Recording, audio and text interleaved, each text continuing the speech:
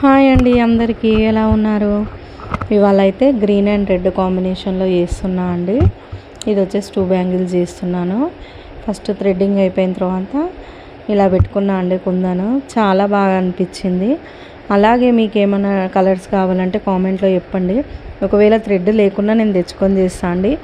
Blue pink కూడా చాలామంది comment పెట్టారు. నేను నెక్స్ట్ ట్రై చేస్తాను. అలాగే ఈ డిజైన్ ఎలా ఉందో కామెంట్ చేయండి.